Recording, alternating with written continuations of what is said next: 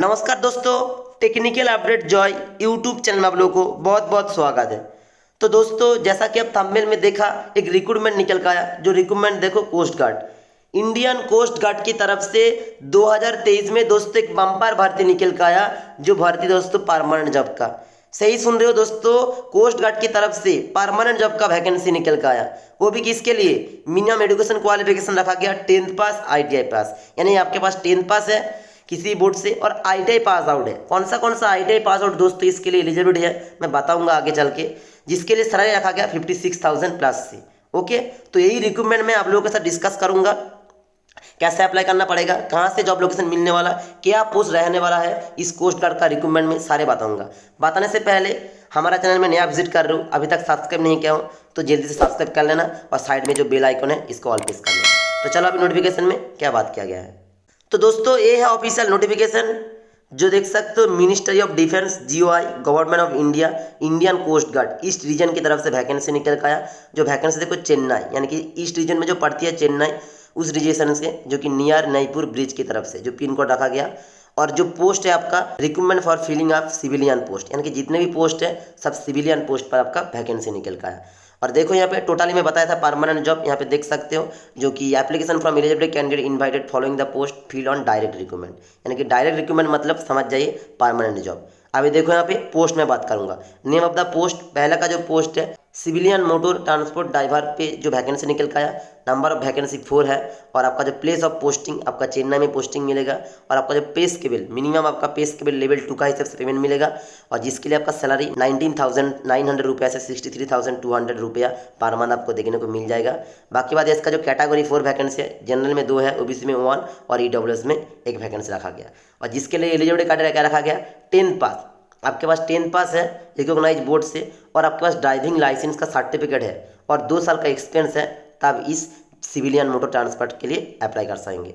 दूसरा जो पोस्ट है सीट मेटल वर्कर स्किल्ड, जिसमें 1 वैकेंसी रखा गया, जो कि चेन्नई की तरफ से भी वैकेंसी है। लेवल 2 का हिसाब से पेमेंट मिलेगा, 19,900 से लेकर 63,000 तक पेमेंट मिल जाएगा।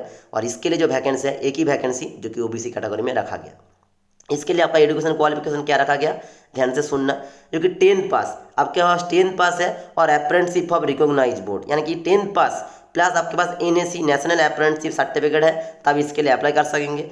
और आपके पास ITI है, ITI का आपके पास कोर्स है और 1 साल का आपके पास एक्सपीरियंस है रिलेवेंट ब्रांच से, यानी कि सीट मेटल वर्कर से, तब इसके लिए अप्लाई कर सकेंगे।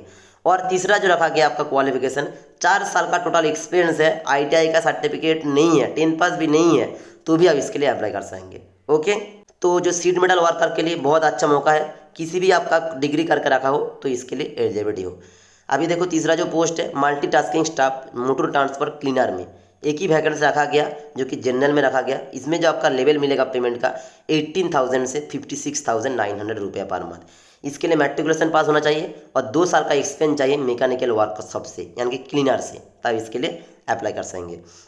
तीसरा जो पोस्ट है मल्टीटास्किंग स्टाफ स्वीपर में, इसमें भी 1 पोस्ट रखा गया, चेन्नई से वैकेंसी निकल का है ये भी। और इसके लिए जो वैकेंसी है OBC कैटेगरी में रखा गया। मैट्रिक पास आउट है आपके पास और 2 साल का एक्सपीरियंस है क्लीनशिप से जो स्वीपर में, तब अप्लाई कर सकेंगे। ओके, अभी जो 5वीं नंबर जो पोस्ट है मल्टीटास्किंग स्टाफ चौकीदार में, इसमें भी 1 पोस्ट रखा गया। और ये जो वैकेंसी निकल का है दोस्तों विशाखापत्तनम से, ठीक है, ये चेन्नई की तरफ से नहीं, विशाखापत्तनम की तरफ से। इसमें भी जो आपका सैलरी देख सकते हो 80,000 से लेके 56,900 रुपये पर मंथ, जो कि जनरल के लिए एक वैकेंसी है। मैट्रिकुलेशन पास होना चाहिए और 2 साल का एक्सपीरियंस चाहिए चौकीदार से, तब इसके लिए अप्लाई कर सकेंगे। लास्ट में जो पोस्ट है multitasking staff unskilled labour, labour में आपका वैकेंसी निकल का है, जो कि 2 पोस्ट पर, ER के लिए 1 है, SC के लिए 1, इसके लिए भी सैलरी सेम रखा गया। और इसके लिए मिनिमम क्वालिफिकेशन क्या रखा गया, मैट्रिकुलेशन पास, यानी कि मैट्रिक पास होना चाहिए रिकॉग्नाइज बोर्ड से। और ITI, यानी कि आपके पास मैट्रिक है और ITI सर्टिफिकेट है, मैट्रिक है 3 साल का एक्सपीरियंस है, ITI भी है 3 साल का एक्सपीरियंस है, तब इसके लिए अप्लाई कर सकेंगे। ओके, तो चलो अभी भी बात करूंगा एज लिमिट क्या रखा गया, कैसे अप्लाई करना पड़ेगा, सिलेबस क्या रखा गया, सारे मैं स्टेप बाय स्टेप डिस्कस करूंगा। एज लिमिट जो रखा गया दोस्तों 18 से 27 वर्ष इसको अप्लाई कर सकेंगे। बाकी बात इसका जो अपर एज लिमिट ST SC को 5 साल का, OBC को 3 साल का, एज पर गवर्नमेंट के हिसाब से छूट देखने को मिल जाएगा। और अप्लाई, हाउ टू अप्लाई दोस्तों, ये जो अप्लाई है इसको ऑनलाइन अप्लाई नहीं ऑफलाइन अप्लाई करना पड़ेगा। देख सकते हो यहाँ पे the application with duly affix self attested, यानी कि सेल्फ अटेस्टेड, यानी कि सोच लो ऑफलाइन फॉर्म, कलर फोटोग्राफ लेके आपको जितने भी आपका एजुकेशन क्वालिफिकेशन है हैं सारे सेल्फ अटेस्टेड करके, एक्सपीरियंस सर्टिफिकेट है, मार्कशीट है, जितने भी आपका डॉक्यूमेंट है सारे सेल्फ अटेस्टेड करके सेंड करना पड़ेगा। कहाँ पे देखो, the commander coast guard region east near Napier bridge fort ST George Chennai, जो कि पिन कोड रखा गया, जो कि ऑर्डिनरी पोस्ट पे आपको अप्लाई करना पड़ेगा। और अप्लाई करने का जो लास्ट डेट देख सकते हो विद इन 45 डेज रखा गया publication of the advertisement in the employment news, यानी कि एम्प्लॉयमेंट न्यूज़ से जिस दिन निकल के आएगा उसका बाद 45 डेज रहेगा आपका अप्लाई करने का लास्ट डेट दोस्तों।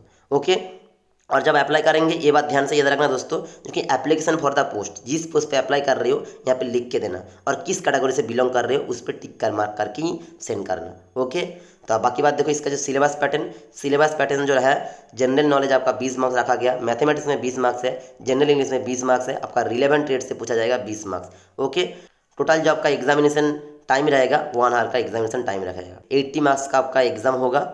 और जिसमें आपका मोड ऑफ सिलेक्शन देखो, सिलेक्शन ऑल एप्लीकेशन स्क्रूटिनाइज किया जाएगा सब्जेक्ट एलिजिबिलिटी क्राइटेरिया देख के, फिर आपको कॉल किया जाएगा डॉक्यूमेंट वेरिफिकेशन और रिटर्न एग्जामिनेशन लिए। और आपका रिटर्न एग्जामिनेशन होगा, देख सकते हो पेन पेपर बेस्ड, यानी कि कोई सीबीटी टेस्ट नहीं होगा दोस्तों, पेन पेपर बेस्ड एग्जाम होगा। और जब क्वालिफाइंग मार्क्स आपका जो मिनिमम मार्क्स लाना पड़ेगा 50%, ये जनरल कैंडिडेट के लिए, और ST SC OBC कैंडिडेट के लिए मिनिमम 45% मार्क्स लाना पड़ेगा, तब इस रिक्रूटमेंट में सिलेक्शन होंगे। ओके, तो जितना भी नोटिफिकेशन बताना था सारे डिस्कस कर दिया। बाकी बात इसका जो दोस्तों ऑफलाइन फॉर्म का जो लिंक मैं डिस्क्रिप्शन में दे दूंगा, वहाँ से जाके आप डाउनलोड कर सकते हो। तो वीडियो का अगर अच्छा लगे लाइक कर देना, और जो दोस्तों के पास ऐसा क्वालिफिकेशन है उसको भी शेयर करने मत भूलेगा। तो चलो तब तक मिलता है अगला वीडियो में, नमस्ते, टाटा।